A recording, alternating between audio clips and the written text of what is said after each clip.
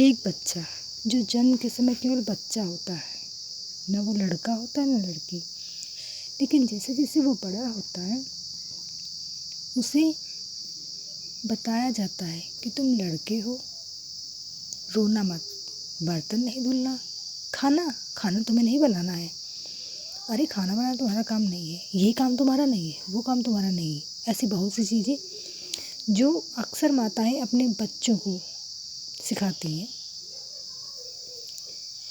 मुझे पर्सनली ऐसा लगता है कि वो कहीं ना कहीं अपने बच्चों को थोड़ा सा गुलाम बना रही है। अगर किसी को ये बुरा लगे तो मैं उनसे माफ़ी चाहती हूँ, लेकिन ऐसा है, ठीक है। मेरा विचार नहीं, बल्कि मुझे, हाँ ये मेरा विचार भी है। और मुझे ऐसा एक अनुभव हुआ जब मेरे भतीजे ने मुझे बताया कि उसके साथ कोरोना के समय एक ऐसी घटना हुई जिसकी वजह से उसे काफ़ी कुछ सीखने को भी मिला और उसे बहुत कुछ सहना भी पड़ा। हालांकि वो अभी ज़्यादा बड़ा नहीं है, लेकिन उसने ये भी कहा कि मैं भविष्य में ऐसा कुछ नहीं करूँगा कि जिससे मेरे बच्चों को ये लगे कि हाँ मैं लड़का हूँ वो लड़की है, ऐसी कोई शिक्षा नहीं दूँगा। चलिए देखते हैं आगे, बात करते हैं। पिछले साल जब कोरोना के कारण उसे मेड नहीं मिल रही थी, वो बाहर रह के पढ़ता है, इसलिए उसको मेड की ज़रूरत थी जो उसको काम कर सके, घर के काम। वह बहुत दुखी था। उसने कहा मुझे समझ ही नहीं आता कि मैं खाना कैसे बनाऊं, कपड़े कैसे धोऊं, मुझे कुछ नहीं पता, और मैं पढ़ूं कब अगर मैं ये सारे काम करूं। उसने कहा मुझे ऐसा लगता है कि शायद मैंने अपनी माँ की बात मान के गलती की कि मैंने अपनी दीदी के कामों में हाथ नहीं बटाया।